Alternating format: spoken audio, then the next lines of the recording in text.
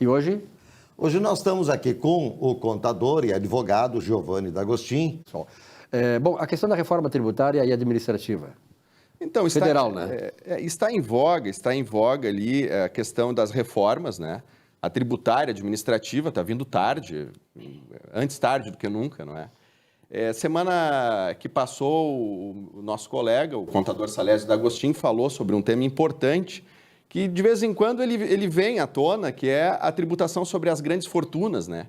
Embora ali o nome seja impactante, a nosso juízo é muito danoso para a economia, eventual instituição desse tributo.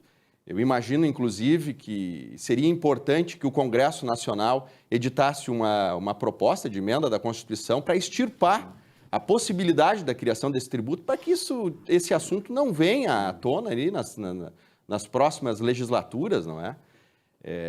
Veja o seguinte, que as pessoas que oferem renda, mesmo sendo uma renda grandiosa, vamos supor, né? Elas já pagam alto tributo sobre renda, pagam alto tributo sobre consumo, pagam alto tributo sobre a propriedade que adquirem, não é? Então, essas pessoas, elas aplicam os seus recursos em consumo, em bens de consumo, enfim, ou aplicam em ativos, não é? Se elas aplicarem em ativos, em economias, muito provavelmente essas pessoas darão emprego, né? Porque a aplicação em ativos pressupõe daqui a pouco que a pessoa vai ali gerar renda para os outros, inclusive, né? A multiplicação gerando dos riqueza capitais. e renda. Gera riqueza e renda, né? Então, na verdade, a tributação sobre essas aplicações de ativo, na medida em que daqui a pouco o sujeito ele tem ali um grande volume de valor aplicado nesses ativos, se taxa as aplicações do ativo e se penaliza aquelas pessoas que aplicam em bens e serviços para geração de emprego e renda, não é? Então, esse tipo de medida vai aniquilar, certamente, ali a economia brasileira. Esse é o meu sentimento. Giovanni, quando se fala em tributação sobre grandes fortunas, dá-se a impressão que não existe nenhum tipo de tributação sobre os valores maiores, sobre os valores aí, não só de empresas, mas de pessoas físicas que tenham não só grandes rendimentos, mas também grandes patrimônios. Essa é a impressão que dá. Não é isso? Parece assim, não tem nenhuma fiscalização, então não tem nenhuma tributação, então tem que tributar. Mas essa tributação já existe e existe inclusive numa escala que pega até percentuais maiores. Talvez que falte fiscalização, então, sobre o tributo, sobre a cobrança desse tributo. A carga tributária do Brasil ela é muito alta, inclusive na comparação com o que se tem de retorno, né? E para o sujeito chegar a uma condição ali de ter grande fortuna, né, que é uma nomenclatura, como eu disse antes, que era um pouco impactante, parece, não, tem que tributar a grande fortuna. Tem que saber o que é grande fortuna também. Né? Para o sujeito chegar nessa condição, ele já pagou alta tributação sobre a renda. A empresa que provavelmente, vamos imaginar que esse sujeito que tem a grande fortuna seja um empresário, a empresa já pagou tributação sobre faturamento. A empresa já pagou tributação sobre a folha de pagamento de salários. E continua pagando. Continua pagando. A empresa já pagou tributação sobre o lucro. A empresa já pagou tributação sobre o patrimônio que adquire, o IPVA, o IPTU. Né?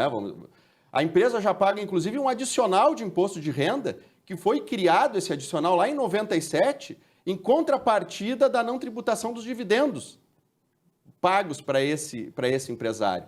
Não é? Então, agora tem um outro tema que está vindo. Não, é injusto que o empresário não pague o imposto de renda sobre os dividendos. Mas antes de 97, o empresário pagava o imposto de renda sobre os dividendos. Todavia, essa tributação ela foi substituída por um adicional de 10% do imposto de renda.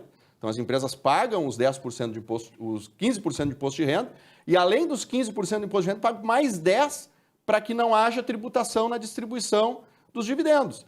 Só que boa parte desses lucros auferidos pelas empresas, boa parte deles, não são destinados a pagamento dos dividendos, são destinados à reaplicação na empresa proativa para manutenção da fonte produtora, né? Mais emprego, mais renda, mais dividendos. Então, na grande verdade, as empresas estão pagando mais tributo do que se não pagasse o adicional e pagasse lá os 15% somente sobre os lucros distribuídos. E também a pessoa física, o assalariado tem a tabela progressiva que cobra um valor maior em percentuais do que quem ganha menos. Já existe essa distributividade, não é isso?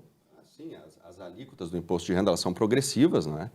Quem recebe mais valor de rendimento do trabalho vai pagar uma alíquota, vai ser onerado por uma alíquota, um percentual maior. Sobre uma base maior, o que dá um volume muito maior, inclusive, de... Sim, a alíquota maior é 27,5%. 27,5%. Não é pouco, né? Sobre o salário bruto. Sobre o salário. Tem os descontos Alguma ali, coisa ali de... Isso. Aham. E isso tudo dentro do bojo dessa reforma tributária, como é que tu está vendo? Isso está avançando? Porque esse das grandes é um projeto de lei que está, não sei se está correndo paralelo à reforma tributária ou está dentro das emendas da reforma tributária. Pelo que eu estou depreendendo, alguns parlamentares estão discursando acerca da instituição desse tributo, querendo enxertar ele para dentro dessa reforma tributária, né? Que, como eu já tinha antes comentado para os senhores, para os telespectadores, me parece que a reforma tributária ela tem que vir depois da administrativa, porque a sociedade precisa saber quanto que precisa arrecadar de tributo para a manutenção do próprio Estado, e daí a administrativa teria que vir antes. Eu acho que aí é uma coisa inteligente, quer dizer, a reforma administrativa é importante, por quê? Porque tu vai estabelecer qual é o tamanho de Estado que tu queres, que é necessário. Hoje nós somos um Estado extremamente mastodôntico, um Estado grande e ineficiente. No momento que o problema todo no país hoje é reduzir o Estado. Esse é o problema. Então, aí fala, por que o governo quer aumentar impostos? Por que não reduz? É que não dá constitucionalmente, tu não pode, bota no Congresso, ninguém pode... Para criar uma empresa estatal, ótimo, no mesmo dia tu cria. Agora, para tirar a empresa estatal, para aquelas deficitárias mesmo, para eliminar a empresa estatal, para reduzir o peso do Estado, não é possível. Então, nós vivemos num Estado socialista, né? Que é antidemocrático e socialista, quer dizer, e aí é o problema da empresa. A empresa hoje está sufocada de tributo e cada vez mais querem tirar mais e mais das empresas. Não sei onde é que nós vamos parar, não, Giovanni. Esse é o problema. Se continuar dessa forma, é muito, muito triste o futuro, que já está sendo triste, né? Nós estamos muito para trás economicamente, inclusive a questão social, e também da própria educação. O reflexo daí em tudo isso aí. Giovanni, obrigado pela tua presença aqui. Então tá, uma honra. Estamos às ordens. Nesse espaço conversando sobre contabilidade.